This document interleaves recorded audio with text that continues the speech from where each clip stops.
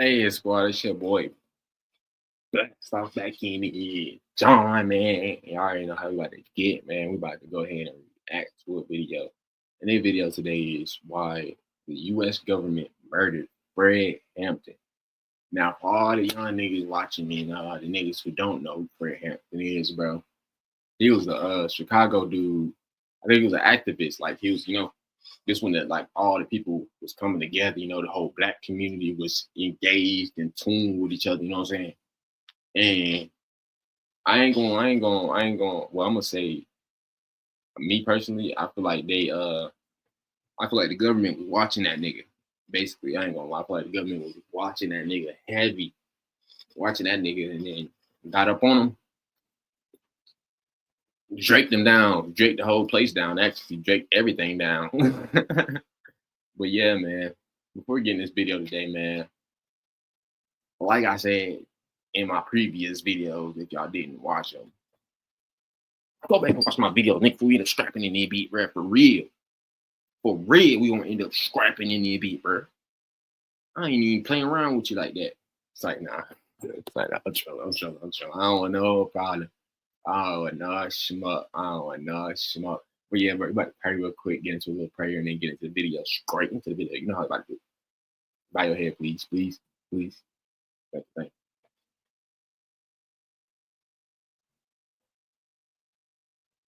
Dear Heavenly Father, we come to you today in the name of Jesus to say thank you for this day.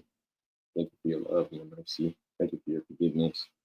And I come to you on the behalf of the other person watching this video to say, you keep blessing us and just keep protecting us and keep help our angels overcoming spiritual battles that we can't see and help us fight battles with our prayers that we can't see.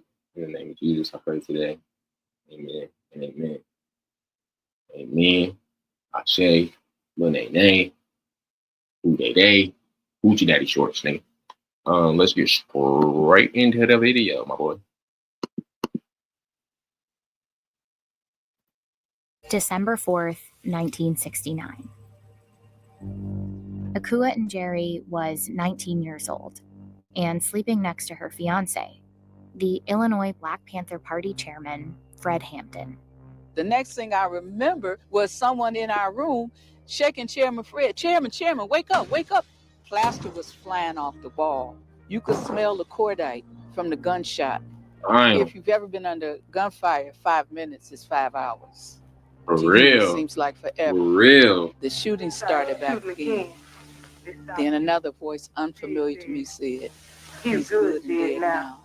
I knew they were talking about Chairman Fred. Fred Hampton was murdered by his government.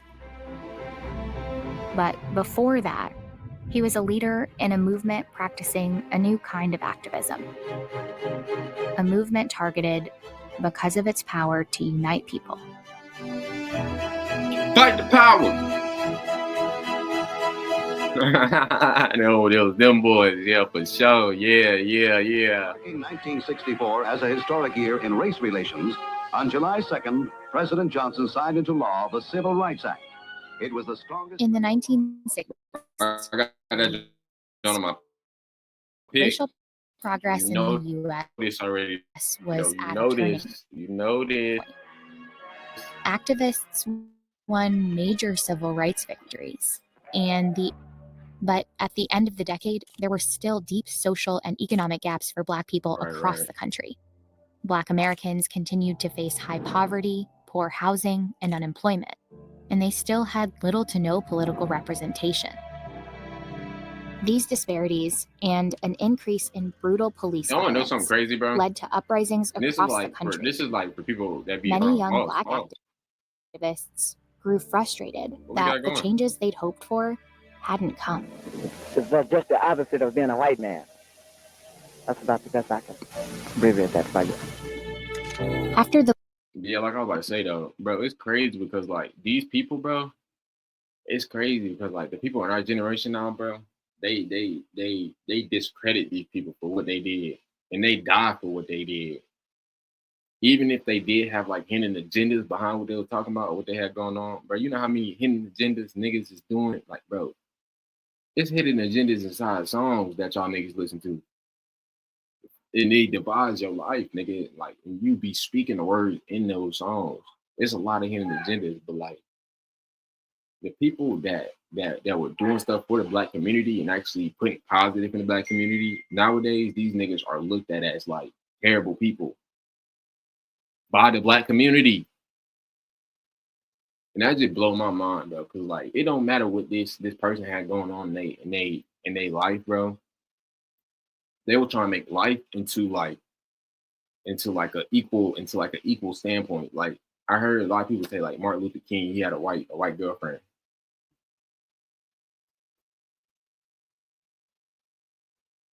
Nigga, who cares if this nigga had a Jamaican? I don't care what this nigga had going on in his personal life, nigga. All I care about is this nigga fighting for our rights, nigga. Them niggas could have threw us back in slavery, nigga. They was still taking niggas and throwing them back in slavery, nigga. It's crazy that people be looking, they be so, I want knowledge to the point where it's like it make them stupid. I don't know where that come from or how that become or whatever they got going. But like, man,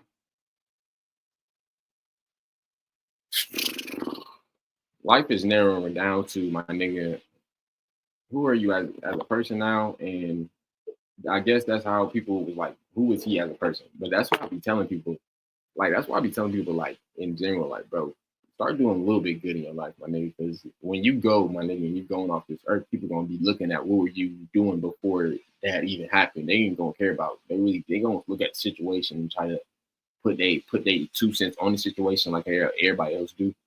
But nigga, they gonna look at what was you doing before that situation. They gonna look at your life before that. How was you moving? How was you trying? You know what I'm saying? Me, a nigga like me, I was never too much on the internet, so niggas really can't decipher what I was doing with my life. But all I know is he know what I was doing with my life for sure. He know what I had going on and what my plans was in life. So I really don't be caring what these niggas talking about on the internet. The police killing of an unarmed black teen in San Francisco. Two activists in Oakland, California, Bobby Seale and Huey P. Newton, founded what was initially called the Black Panther Party for Self-Defense. Newton had studied law and knew it was legal to carry arms in California as long as they were not concealed. Boy got them sticks, one boy got them sticks. The Panthers began to patrol their communities. As the movement grew, several highly publicized confrontations with police would bring about mainstream awareness of the Black Panther Party. The allegations in these confrontations were serious, but the public accounts of them were typically one-sided and shaped largely by police. Media coverage depicted party members as a caricature of black militancy. The Black Panther Party was portrayed as a marauding gang. They say their goal was to kill all the white people. In reality, the Panthers did call for radical change. What they were hoping for was a revolution to overthrow the capitalist enterprise. But what they called revolution might not actually sound so radical today. Focused on socialism as a way of solving economic needs. They looked to places like Canada, which always had a democratic political system, but the economic system has always been socialism. So they want a democratic socialist country here in the United States, which they saw as a more equitable, more humane system. They released a 10-point plan for broad social reform that called for an end to police brutality and for Black employment, housing, education, and freedom from prison and jails. Bro, they need to Chapters began forming across the country. They started to implement social programs, which they called survival programs. I ain't gonna lie. The Panthers would say, put that theory into practice. If you really want to change minds and you really want to meet the people where they are, you have to give them the services which they need. They got services. The programs included food and clothing drives, free health clinics, and sickle cell disease testing, and were funded largely by volunteers and donations from businesses. One of their biggest programs was a free breakfast for children initiative. Here we are living in 1966, 67, is the most wealthy nation in the world. and kids were going to school hungry, especially in African American communities. So one of the first community service programs were free breakfast for school children. And all the children had to do was come. It was during this time that Akua and Nowadays, then known as Deborah Johnson, met Fred Hampton. I was a student at Rice City College, and Chairman Fred had come up to the school to speak, and he said, in the breakfast program, we're feeding over 3,000 children. It's so selfish nowadays, bro. Like, they should be thinking about themselves, bro, every single time, bro. It's just so sad. Like, what these niggas fought for.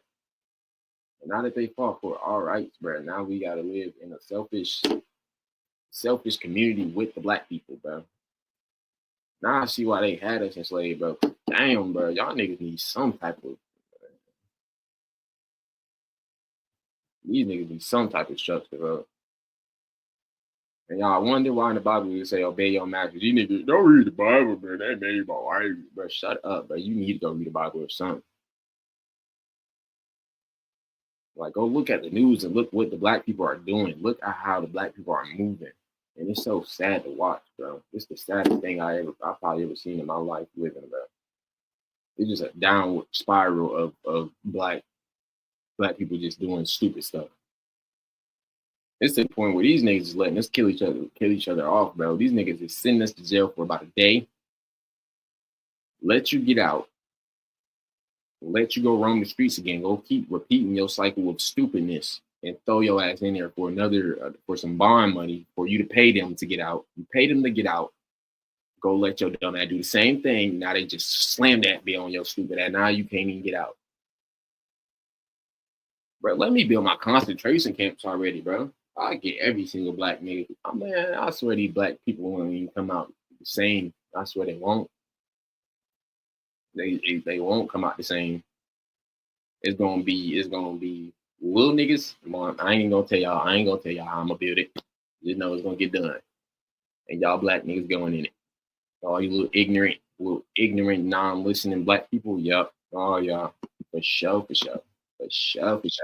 We serious about making power to the people of reality. We not just sitting up here jaw jabbing and talking shit, you know. We about work. And I say, damn, we serious about this business. Fred Hampton grew up in Maywood, Illinois, now it's just all west of downtown Chicago. They look at it. He became president of his local NAACP Youth Council in 1960. Point of view, though. Like, imagine not even like a white point of view. Imagine from like the niggas that been around since these niggas was like 1960, 1967. Imagine the niggas that's still alive. Like, dang. Y'all remember when we shot that nigga up in that thing with his wife? And he talking about the community was gonna get better when we did this for them. The niggas is in there laughing at these niggas because of us. They feel right for what they did because of us right now, because of what we got going on right now and what these niggas are trying to fight for us to get. Now you got me feeling like you should take it away from these niggas. Now it's just all types of crazy emotions going on. Now they worry about the end. Now look at that. Isn't that something crazy? Y'all gonna get what y'all want. At 19 years old. Shortly after, he was recruited by a founder of the Illinois chapter. This nigga got shot up trying to make life right. You can jail a revolutionary, but you can't jail a revolution. Right. Because of his charismatic skills, he quickly rise to the top of the crop. Here he is at age 21, building and leading the Illinois chapter Black Panther Party. Soon after they met, and Jerry and Hampton became a couple. Anybody that has met him or heard him speak, they say he wasn't bullshit. He was for real. You got to understand, the people have to get Christ peace. If you dare to struggle, you dare to win. If you dare not to struggle, then goddamn it, you don't deserve to win. Hold on. If you're willing to fight for it. Oh, go back. I want to repeat that. What he said? Deserve to win. Let me say peace to you if you're willing to fight. He says, you have to understand that people have to pay the price for peace. If you dare to struggle, you dare to win. If you dare not struggle, then God damn it. God damn it, you don't deserve to win. Let me say peace to you if you're willing to fight for it. And that probably just went over 80% of y'all niggas' head. And that's sad. Chicago, in particular, was a place where the party's ideals especially resonated. It was then the second largest American that's why city, we don't understand, like, why these and due niggas to killing each other. decades But of it makes me discriminatory understand why they killing policies, each other in also Chicago. one of the most segregated. Chicago's mayor at the time, where the real Richard black power J. was, Davey, bro. That's where the opposed black people neighborhood really united integration. at. That's why I And my old in the video, y'all go watch 1950s, it, you know what I'm the saying? city had begun to redevelop certain neighborhoods, pushing low-income residents And they out started and pushing into a whole bunch densely of packed, drugs in there, high-rise nigga. public housing in That's what already it was, bro. The overcrowded white people put neighborhoods. drugs in there. Black people were The pushed niggas don't primarily to the south and west side of Chicago. A large Puerto Rican population was here in Lincoln Park, and poor white people were That's what it is, bro. It's just when them black people get them drugs in them, bro. When them black people get them drugs in them, that's what it is, bro. That alcohol and drugs. That's what I'm trying to quit smoking. I gotta stop smoking, bro. I most definitely was better when I was like little, bro. I really when I was smoking, bro, I wasn't smoking dummy. I most definitely had more self-control of myself, and I really never really liked smoking. But as soon as I got up north, man, I started blowing straight backwoods. Everyday Blackwood. Out my brain. I was out my brain. Man, I blame myself for that, though, because I should have had more self-control. But, bro, they started moving that cocaine. They moved that cocaine, that crack. And that crack divided everybody. That crack did something to them black people. concentrated here in Uptown. They putting crack in the weed These now. groups So all faced similar crack. problems. Weed is the new crack. They all had dilapidated schools. They all had dilapidated homes. They were all being drafted into Vietnam. Very few of those communities had health care. In 1969, Hampton led the Panthers towards an unexpected alliance, a coalition of activists working across racial lines against a corrupt city government that threatened their communities. We're going to fight racism, not racism, but we're going to fight with solidarity. What they had in common was their poverty. So they was building a revolution based on class solidarity that transcends race, that they all had the same hell to pay. Hampton named the group the Rainbow Coalition. It included the Black Panthers, a Puerto Rican group called the Young Lords, and a group called the Young Patriots. Look at that, bro. Look at that, bro. Look how many people just came together, bro. Mexicans, blacks, and a little bit of Puerto Rican people. Well, I think I don't know. They said it like it was different, but bro, a whole bunch of migrants coming together in the land that is not theirs.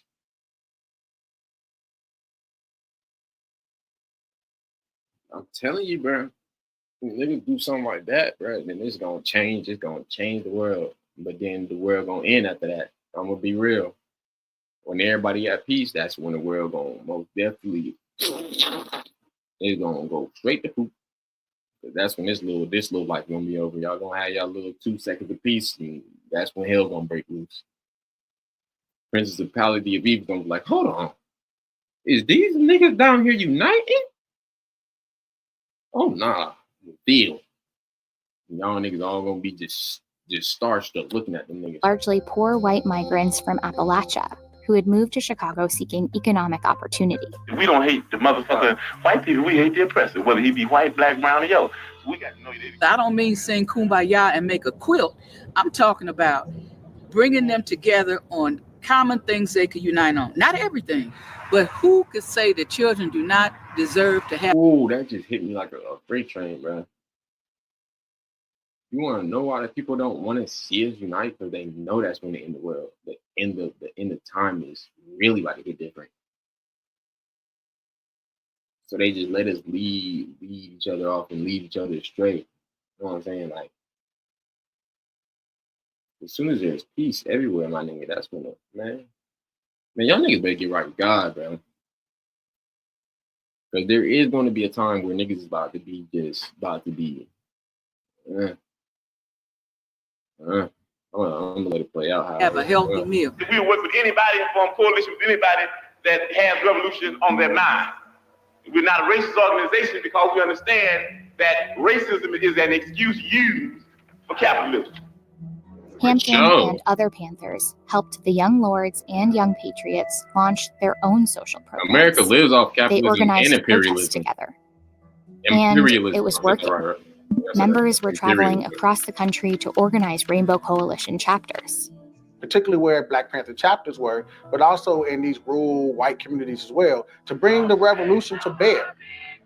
This blows people's minds. These people are not supposed to get along, but here they are operating as brothers of the struggles, as revolutionaries against the capitalist structure. And that was the threat to the state at the local level, but also at the national level. In 1968, the FBI had sent around this internal memo. It outlined goals to prevent the coalition of militant Black nationalist groups. This is, this is why people are scared. Prevent the rise of Messiah. Oh my God, they throwing it in y'all niggas' face. How do niggas be so stupid? This is the government saying this. Prevent the rise of a Messiah.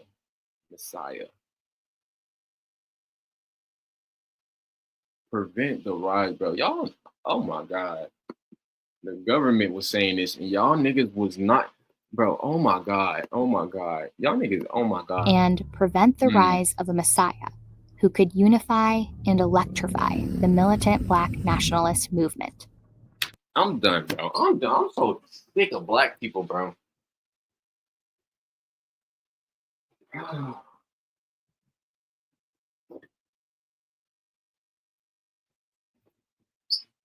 This is making me upset. I'm sick of it. Somebody got to do this conservation camp, and it's gonna be me. I'm tired. I'm that's my last time saying it. Oh my God, I'm gonna give these niggas so much knowledge about so much of stuff that's going on. Like it's gonna be just a fluent thing. It's gonna be nasty, bro. This is crazy, bro. These niggas dead be walking around this joint like life is just a box of candy or something. Like it's super sweet. Like these niggas.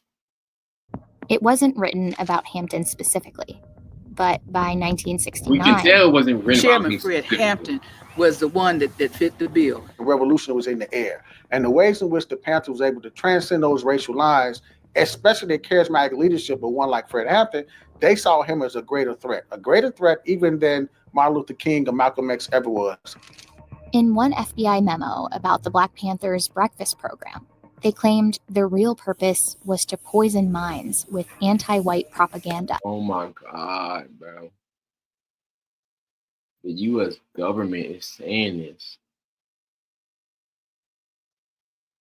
I'm tired of you Negroes, jigaboos, all you people, bro. Y'all niggas are so dumb. I'm gonna take blame for it too. I'll take blame. I feel stupid. Why am I just knowing about this government? Because I don't really read nothing the government put out. But these niggas really put it in your face. They put it in your face because they know you're not gonna look. Oh my God. That's what it is. They knew I wasn't gonna look. I don't be trusting nothing the government be saying for sure. For sure. I don't be trusting nothing the government be talking about. But when they throw it in your face like this, and plus I was young. So when I read about this, I thought they just killed this nigga. Because he was trying to do good. That's what I thought. I was like, damn. He was trying to unite everybody. So they smoked this nigga. And oh my God, that's why they put this out. The real purpose is, among other things, to gain control of the ghetto community, poison the minds of the ghetto children. They don't even consider y'all, they call y'all, to poison the minds of the ghetto children with anti-white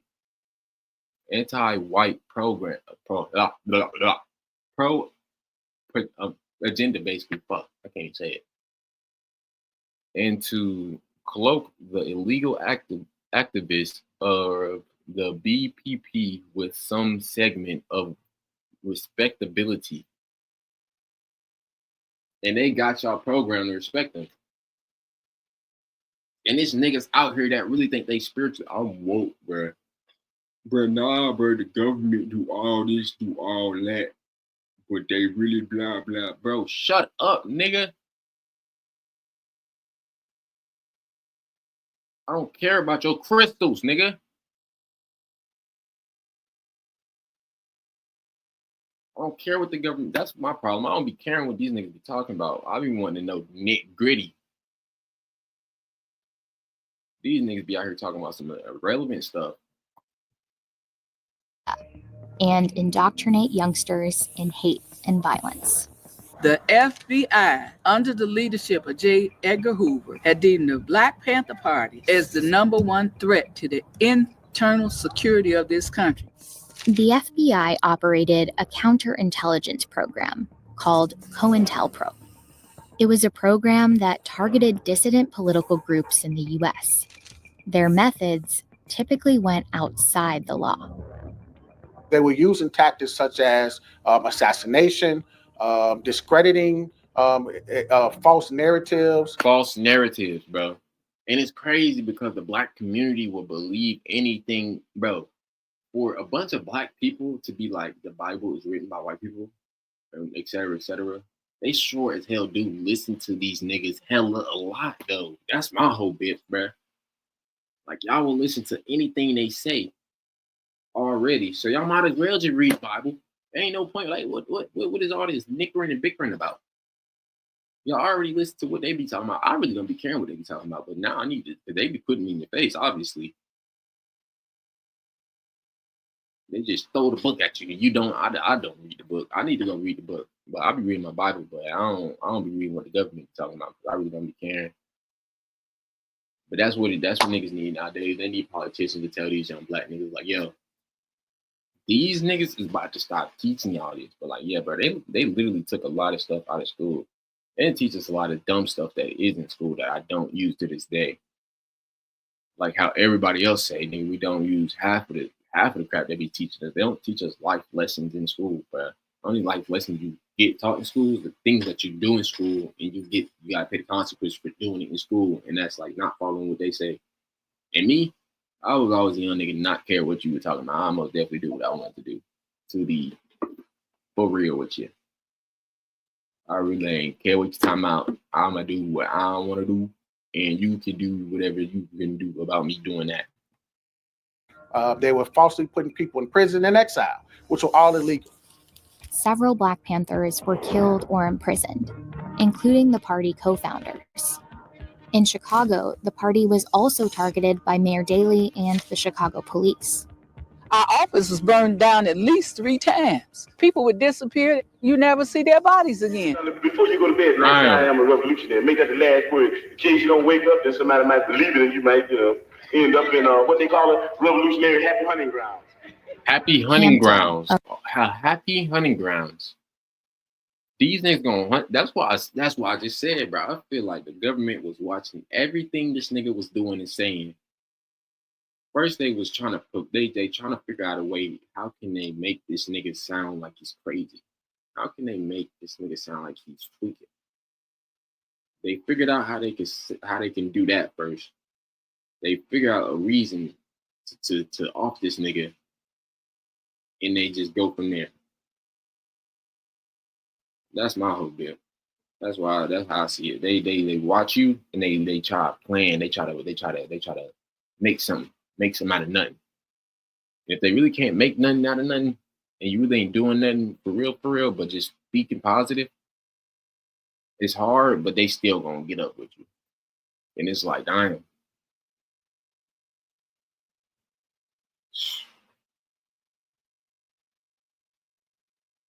They couldn't oppress us no more. Because you know how niggas is nowadays, bro. You can't oppress no nigga nowadays. Because nowadays everybody feel like they Mr. Macho Man, Mr. Big Murder, Witchy. Niggas feel like they Mr. Macho Man with guns nowadays, bro. Now it's like, damn. Now we just about to mentally enslave these dumbass niggas, bro. Because we just about to hide all the stuff that they need to learn. We about to hide all that, all the things that they fought for, all the things that the Black people fought for. We about to hide all that from the young niggas. We about to close that off and just put straight murder into their mind. We about to program them straight murder stuff, just straight murder, straight this, that, pedophilia, whatever, bro. And it's like, dang, bro, that's heavy. They said, bro, we can't enslave these niggas no more. So we gotta enslave these niggas. They're like, what you mean by that, Brick? But we gotta enslave these niggas, man. You know what they did? They enslaved us, nigga. Well, they enslaved y'all. They didn't enslave me. I still do be doing stupid stuff. I don't know. My mom still said on one thing and one goal and one purpose. A rising star at just 21 years old, knew he was a target too. He'd been arrested in 1968 for allegedly robbing an ice cream truck and handing out $71 of ice cream. In 1969, he was sentenced to 2 to 5 years in prison. They arrested this nigga for what? He appealed I was 9 my fault. and handing out 7 in 1968 for allegedly robbing Negro youth leader. Target 2. He'd been arrested in 1968 for allegedly robbing an ice cream truck. They said this nigga robbed the ice cream truck for $71 and handing out $71 out of an ice cream truck. Hold on. To the cab of the Good Humor Company ice cream truck and began to beat him. When Sue was successful in shoving Hampton from the truck, the driver said the rest of the gang. Hold on, what did he say?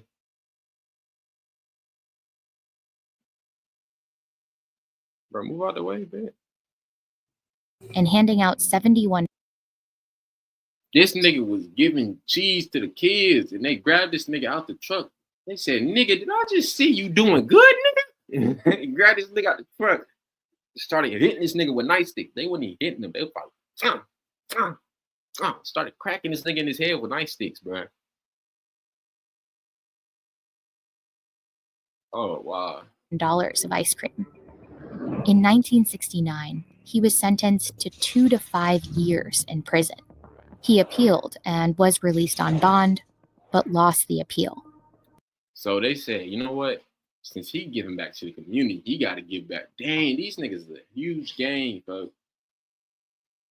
That's what I be saying, bro. The police is the hugest gang in the state of America. And if they want to put a stop to all that foolishness, they most definitely can. Because ain't no way that we fund the government, and the government is the military, police, and extra stuff you got going on in nigga city like buildings and whatnot. So these niggas done made this nigga pay tax basically. They done extorted this nigga. They done extorted this nigga, bro. Lock these niggas up, man. How are they gonna extort this nigga for giving money to the kids? That's crazy, bro. He trying to give money to the kids. They done extorted this nigga. He'd have to return to prison by December 6th. He paid bond and they done basically he gonna have to.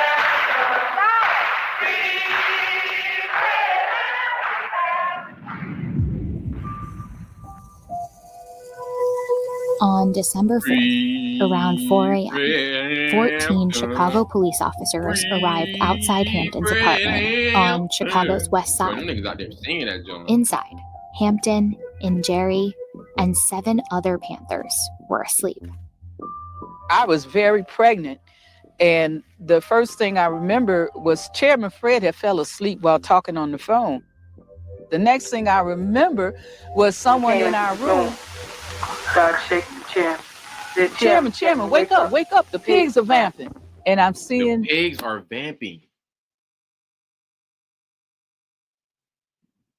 Excuse me, oh my God, they have Morse code for... They about to get swatted, nigga. Next thing I remember was someone in our room started shaking the chair. Said, Chairman, wake up, the pigs are vamping. The pigs are vamping. Hey man, I done said this last year, bro. This is most definitely an age and era of the vamps. So, like I said, if you're not right with Christ, you get right with Christ. and change your life, because I'm pretty sure there's supposed to be a war pretty soon coming up, and they're gonna be drafting you black niggas again. And by the time you niggas get out, I will be building my camps, because you niggas will be mentally ill, and you'll be doing my camps. So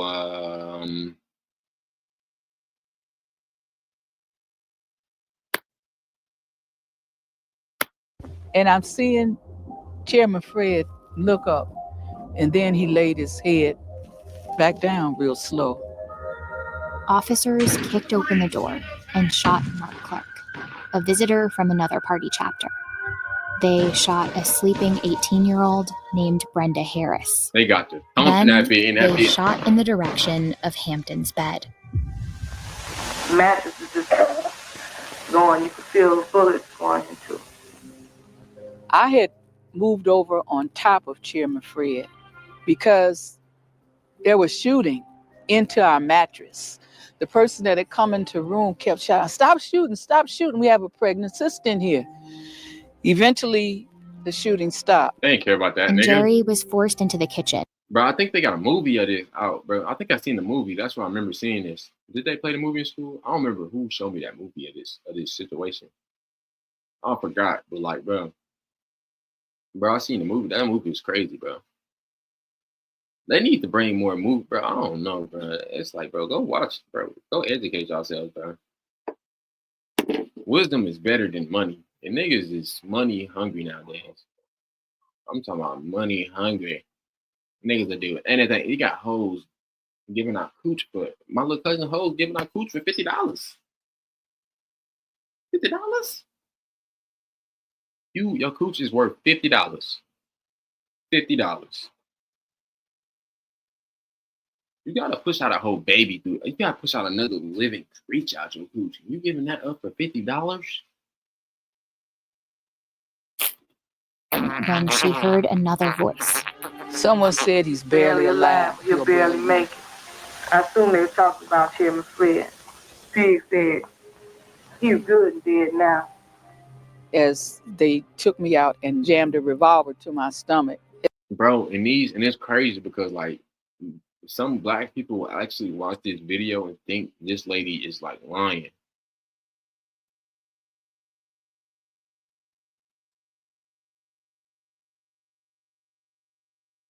Just because they wasn't there, like, or just because it wasn't broadcasted on the nationwide news, or if it was, I don't know, bro. But like,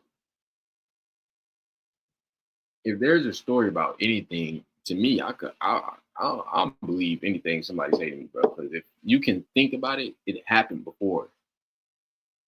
Like when I be seeing movies of stuff, like even like old cartoons and stuff, but I'll be thinking like for somebody to come up with this, they had to see it, or like a mind is creative, but it's not.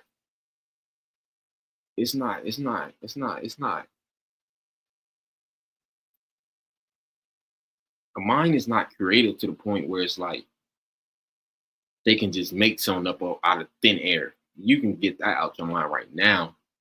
Right now. Nothing just comes out of thin air. Everything comes from above. So either them niggas knew something very, very true and are predicting the future, or that thing is very, very real and they're not showing you. There's two reasons for me every single time. And it's like, bro, this is getting nutty. And black people, because I was handcuffed behind my back. I didn't look towards our bedroom because I didn't know what I would see or how I would respond. These niggas don't be thinking The police fired nearly 100 shots. Fred Hampton and Mark Clark were dead. I don't know. I can't put anything. The 7 surviving Panthers were arrested, and police smiled as they removed Hampton's body. Bro, look at this nigga, bro. He's looking like, oh God, this is nasty. He's looking like blood, man. What have we done?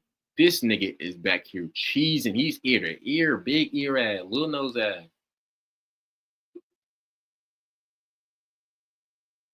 This nigga is happy as hell, bro. This nigga like, God, what have we done? What have we done?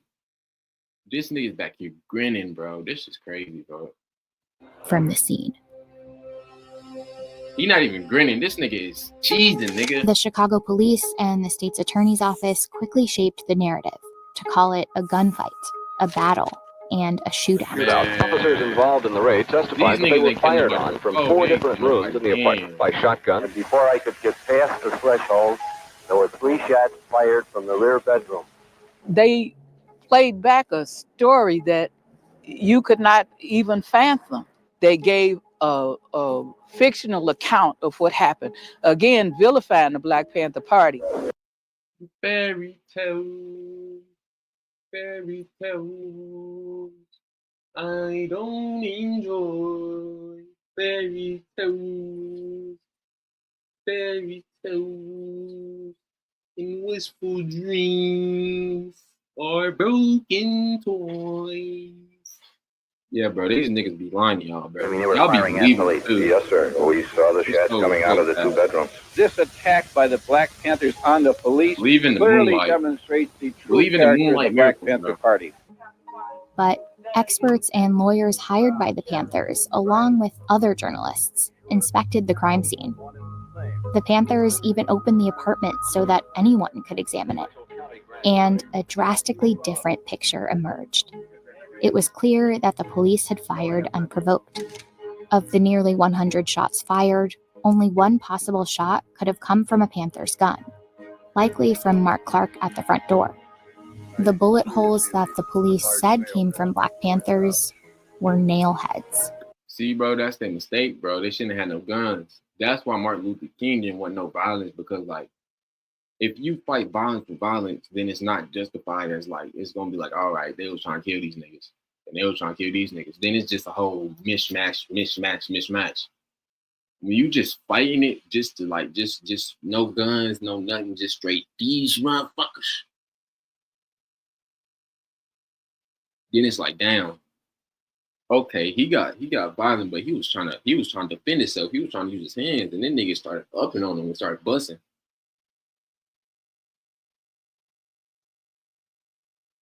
But then that's like one nigga, because like only one, I'll probably say like 3 niggas out of like 5 niggas, 3 of them probably gonna fight. 3 niggas gonna fight. 5 of them, and the other 2 probably gonna be on some scary shit, or they probably gonna jump in if they see that the other niggas is winning.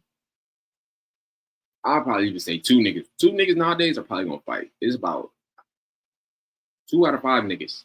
It's 5 niggas. 2 niggas is fighting. The other 3 is, the other one is running away, or the other 2 got guns. That's literally how life goes nowadays.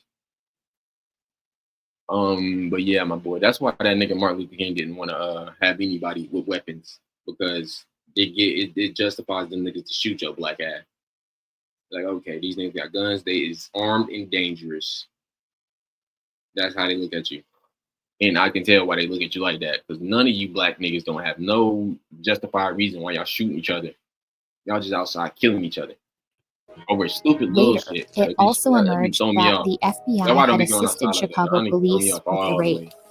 The FBI had an informant within the Black Panther Party named William O'Neill, who had become chief of security and Hampton's bodyguard. O'Neill had provided the FBI with a hand-drawn floor plan of the apartment, which the FBI then gave to Chicago police. And evidence strongly suggests that before the raid, O'Neill had drugged Hampton. In the years after Hampton's assassination, the police and the FBI continued to imprison dozens of party members across the country. Damn, bro. The official Black Panther Party. They killed a leader. When they killed a leader of the push, then that's when the whole thing fall down. That's when the whole organization go to poop. When they get rid of the leader. I can see that. I can't say I can respect it, but I can see it. Because, like, without the leader, they don't know what they really fighting for. They don't know what the hell they trying to fight against or what they trying to fight for. So it's like, damn. Damn, bro. Would continue to exist until 1982. But membership decreased dramatically, and it would never be the same. And I hope that each one of you will be able to die in the international proletarian revolutionary struggle and be able to live in it. And I think that struggle is going. And I hope that each one of you will be able to die in the international coalition revolutionary struggle, or you'll be able to live in it. And I think that struggle's going to come. Why don't you live for the people? Why don't you live for the people? Why don't you live for the people? Why don't you die? Why don't you struggle for the people? Why don't you die for the people? Hey, Fred Hampton wanted revolution. And this is crazy because nowadays this is probably gonna go over a lot of niggas' destroy him and what he stood for, but they weren't totally successful. Chairman Fred lives. You know what I'm saying? Through the military assault, through the destruction of the party as an organization itself, you know, by the state, the legacy of the party is still here. Today, the work of Fred Hampton is alive through some of the same programs that marked him as a threat. Many of the programs that the Panthers created are now staples of our society. We didn't have free breakfast in schools prior to the Black Panther Party's free breakfast program. Those free clinics, almost every major college campus got a free legal aid clinic. The ways in which sickle cell testing is now respected as a disease by the CDC and others. None of that stuff existed before the party. I think that's revolutionary. The history of the Black Panther Party is going toe-to-toe with this government will never die. Never die. Yeah, it's dying today in this community, bro. Man, that's that little video, bro. Bro. Bro. I pray that we get more activists in the Black community. I pray that we get more activists or more people that can stand up for like these young niggas and lead them in the right path, because we most definitely need more structure in these young niggas. They think going out and shooting other Black people is cool, bro. That is crazy. That is so crazy to me, bro. But bro, that's that video, bro. Man, bro, I pray that y'all have a nice night, blessed night. Good night. Ooh.